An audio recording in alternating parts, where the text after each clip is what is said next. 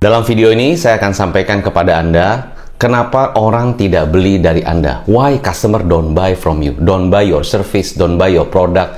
Ya, kenapa tidak beli produk Anda? Apapun yang Anda jual, kayaknya selalu mereka bilang, nanti deh saya pikirin dulu, nanti coba saya diskusi dulu, coba nanti saya kabarin lagi.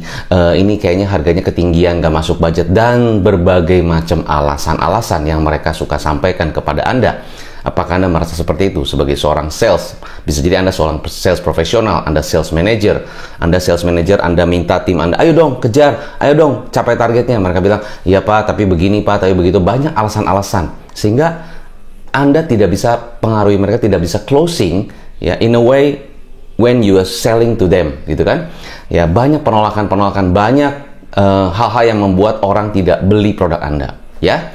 Nah, sebagai business owner pun sama. Kadang-kadang kita datang ke bisnis lain atau kita datang ke perusahaan lain, kita ingin menawarkan produk kita, memberikan penawaran, memberikan proposal. Ya, mereka selalu bilang gimana? Nanti coba saya pikirkan dulu, nanti coba saya diskusi dulu, nanti saya kabarin lagi. Ini kayaknya harganya ketinggian, nggak masuk budget kita. Kita sudah punya vendor lain, kita sudah punya supplier lain, kita sudah punya supplier yang sudah mensupport kita selama ini, kita nggak enak, dan sebagainya. Ya kan?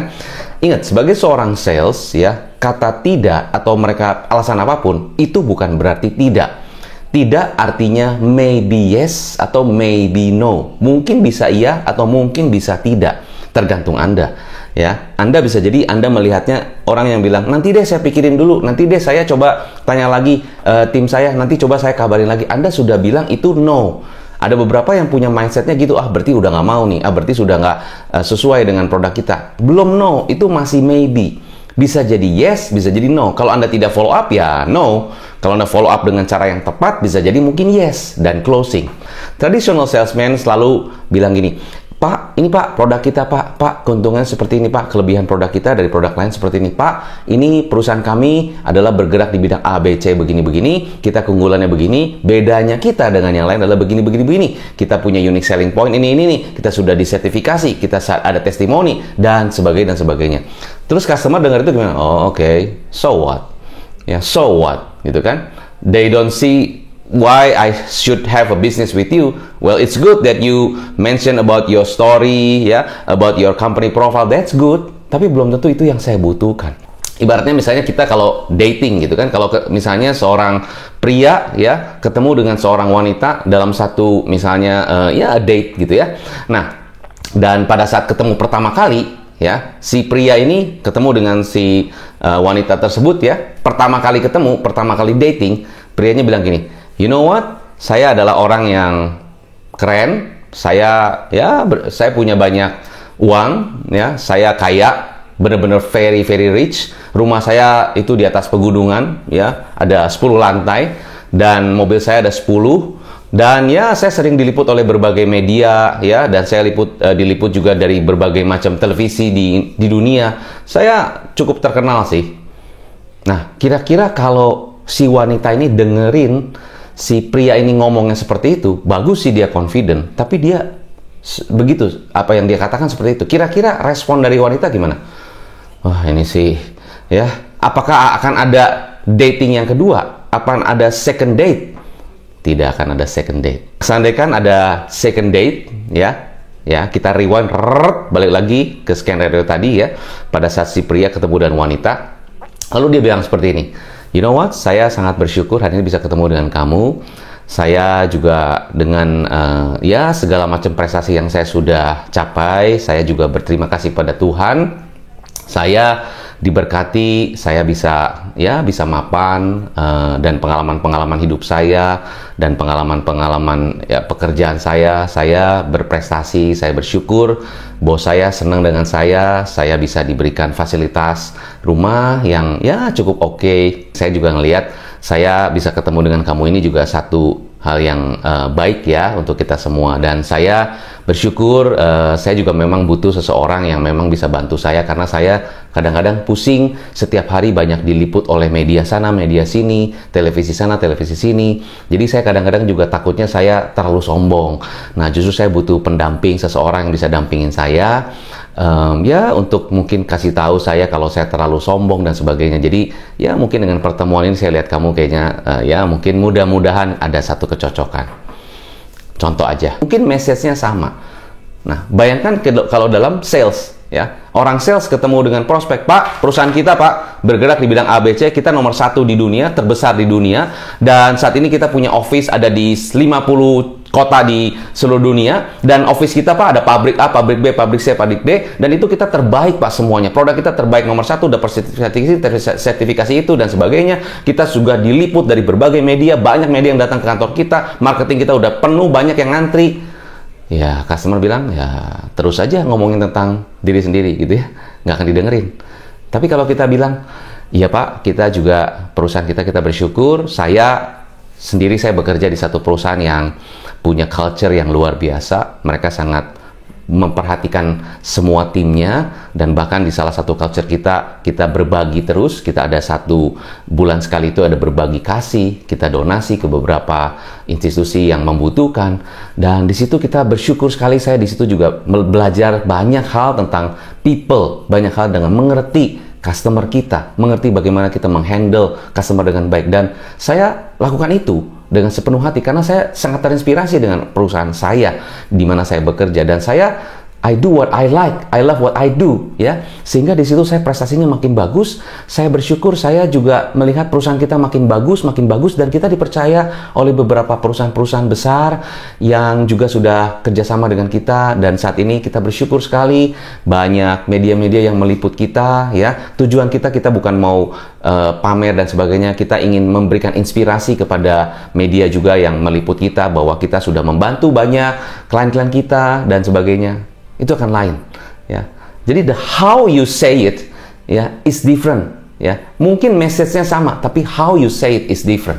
Ya, apakah Anda kalau sebagai calon customer, ya, dengerin presentasi yang pertama sama yang kedua, mana respon yang lebih bagus? Anda bisa tuliskan di komen, ya.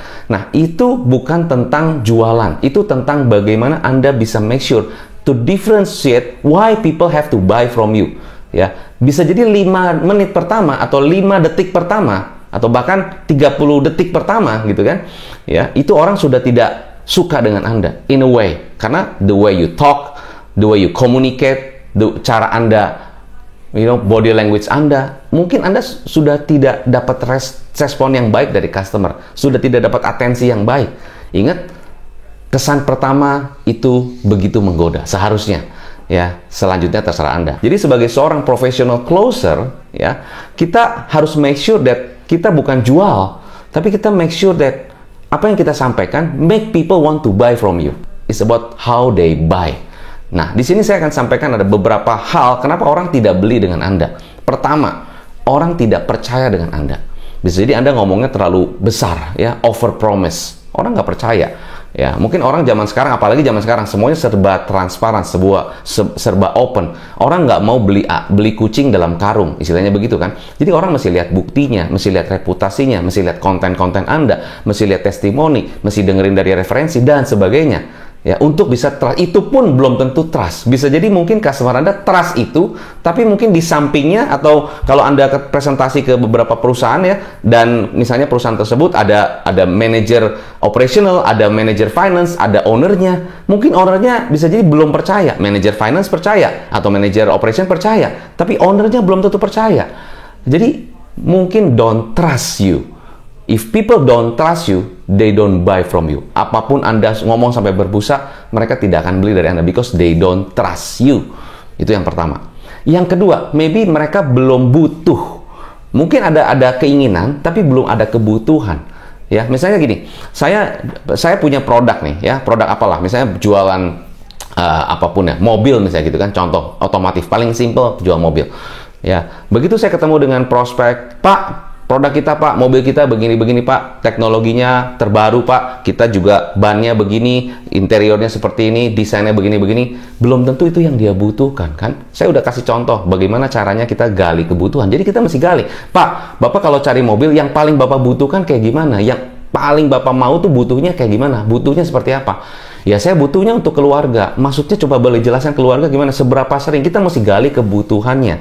Ya, kalau kita nggak gali kebutuhan, kita nggak bisa dapetin. Belum tentu mereka mau. Jadi jangan cepat-cepat terburu-buru kasih produk knowledge, kasih benefit, kasih begini. Cari kebutuhannya. Pak, apa yang paling Bapak cari dalam sebuah mobil ini apa? Kebutuhannya di mana? Ya, pertama-tama saya butuh pertama untuk keluarga. Memang maksudnya gimana? Boleh dijelaskan? Biar saya lebih tahu apa yang bisa saya bantu, Pak. Mungkin boleh dijelaskan lebih lagi. Tapi saya lagi buru-buru, nggak apa-apa, nggak usah sekarang. Nanti kita bisa cari waktu lagi. Jadi jangan push. Kalaupun dia nggak ada waktu untuk cerita, jangan di-push di hari itu. Tapi minimal setelah, oke Pak, nggak apa-apa, nanti aja kalau Bapak ada waktu, is oke. Pak, basically ini ada beberapa hal, ada brosur yang kita kasih ke Bapak. Nah, ini saya sesuaikan dengan kebutuhan. Pak, ini kalau butuh Bapak dapat harga yang ekonomis, ini Pak, ini ada skema untuk proses pembayarannya, atau di sini ada juga bagaimana cara installmentnya. Ini untuk kalau butuh untuk perputaran cash flow. Kalau Bapak melihatnya kebutuhannya dari sisi teknologi, Pak, di sini ada tentang teknologinya. Bapak bisa lihat gini. Kalau Bapak butuh dari segi kenyamanannya, ini ada begini. Jadi di dalam brosurnya kita, Pak, ini Pak brosurnya Pak, nanti kalau Bapak kasih saya. Nggak begitu, kita langsung spesifik. Butuhnya di mana, ini di sini. Butuhnya di mana, ini di sini. Jadi if they don't need it, maybe they don't buy from you. It's definitely they don't buy from, because they don't need. Itu yang kedua. Punya budgetnya. Mereka mau banget, ya, mereka suka banget, tapi mereka nggak punya budget. Nah, jangan sampai Anda sudah ngomongnya berbusa, udah semangat, dan segala macam, tapi Pak, gimana budget? Itu dia. Saya tuh saat ini lagi, ya susah lah, saat ini lagi kesulitan budget, lagi berat sana sini. Nah, jadi saya belum punya budgetnya. Nanti deh ya, kalau saya sudah siap budgetnya, baru saya beli. Oh iya Pak, terima kasih Pak, ini kartu nama saya Pak. Nah, itu belum tentu dia no. Tapi mungkin saat itu tidak punya budget. Ya, jangan di-push untuk, ya Pak, tapi bisa Pak kita dengan installment Pak, tapi bisa Pak kita dengan DP murah Pak. Belum tentu, karena dia udah punya planning. Karena dia juga udah punya perencanaan keuangan. Jadi, bisa jadi belum tentu itu yang dia butuh. Maka, kalau dia begitu gimana? Wah, nanti saya belum punya budget. Nggak apa-apa Pak, it's okay. Kita semua pun sama. Ya, kita mungkin tidak ada rencana untuk beli sekarang, atau mungkin saat ini Bapak mungkin sudah punya perencanaan atau sudah punya planning keuangan. Iya betul Mas, iya Pak, saya ngerti, is okay. Ya, don't worry Pak. Tapi begini, ini good newsnya begini. Pastinya Bapak kan Bapak paling pertanyaan buat saya, apakah Bapak suka dengan mobil ini? Apakah Bapak ada interest dengan ini? Iya dong, saya interest banget. Ya, apa sih Pak yang membuat interest? Ya karena tuh saya sudah research, saya sudah browsing dan sebagainya. Bahkan saya sudah tempel di kantor saya nih mobilnya, saya mau. Cuma ya itulah masalah budget. It's okay Pak, don't worry. Gini aja Pak, kalau menurut saya ini Bapak ambil brosur ini ya. Di sini Pak gambarnya besar sekali. Bapak pilih yang mana nih brosurnya nih? Ini yang gambarnya besar. Jadi Bapak bisa taruh di kantor Bapak dengan ini. Nah, ini ada nomor kontak saya. Bapak bisa hubungin saya anytime Pak, ya kan? Kalaupun Bapak membicarakan diskusi budget, nggak apa-apa. Tapi Bapak anyway pengen beli banget kan? Iya, pengen banget. Gini Pak, menurut Bapak budget itu kan bisa direncanakan, ya. Mungkin tidak perlu sekarang, tidak apa-apa. Rencananya misalnya Bapak seandaikan Bapak maunya itu kapan gitu ya, rencananya Bapak kira-kira bagusnya buat Bapak kapan. Ya mungkin kalau nggak sekarang ya another 6 bulan atau another 7 bulan lagi, nggak apa-apa Pak. Nah, jika seandainya saya bantu untuk perencanaan budgetingnya gimana supaya Bapak di saat di bulan itu bisa beneran beli. Wah boleh tuh. Mungkin itu yang mereka butuhin. Jadi kita nggak usah push produknya begini Pak, kita ada installment. Belum tentu itu yang dia butuhin. Jadi kita mesti gali lagi, cari solusi yang terbaik. Oke, itu contoh aja. Bukan hanya kita jualan mobil ya, anything. Ya, anything kita mesti dengerin dan mesti fokus kepada kebutuhannya apa. Baru kita bisa kasih solusi. Yang berikutnya, mereka tidak punya urgency. Tidak punya satu harus sekarang gitu loh. Tidak harus ada satu urgency yang harus sekarang. Tidak perlu. Tidak ada satu keinginan itu. Tidak ada satu yang hal mendesak. Nah, kalau tidak ada sesuatu yang hal mendesak, mereka mungkin bisa alasan A, alasan B, dan sebagainya. Ya, bisa bilang nggak cocok lah, atau bisa bilang Mas diskusi sama istri lah, harus bisa bilangnya nanti diskusi dengan tim dulu, dengan internal dulu, dan sebagainya. Itu sebenarnya alasan di atas aja. Ya, alasan sebenarnya nggak begitu. Mungkin alasan sebenarnya ya, gua sih belum ada kebutuhan mendesak sih. Cuma kan saya nggak mau ngomong gitu sama salesnya. Takutnya nanti saya dikiranya gimana gitu kan. Jadi saya sih tetap jaga ego saya, tetap jaga pride saya. Saya bilangnya, saya masih diskusi dulu lah sama tim saya masih diskusi dulu lah sama istri saya punya masalah internal yang harus saya beresin dan sebagainya. Itu di surface. Nah, sebagai seorang closer, jangan jadi gitu Pak, ya Pak, ya. Jangan jadi desperado. Ya, oh ya udah, oh ya Pak, it's okay. Kalau Bapak harus diskusi dulu, nggak apa-apa. Oke, apakah ada reason lain Pak? Mungkin kenapa yang Bapak belum mau take action saat ini? Ya, satu mungkin dari sisi budget. Oke, seandainya itu bisa kita isolasi, seandainya itu bisa kita bantu gimana? Ya, tetap masih. Apakah ada lagi? Ya, itu kita mesti gali tahu. Oke Pak, atau mungkin kita bisa langsung tembak langsung. Mungkin Bapak belum ada kebutuhan yang mendesak ya Pak ya.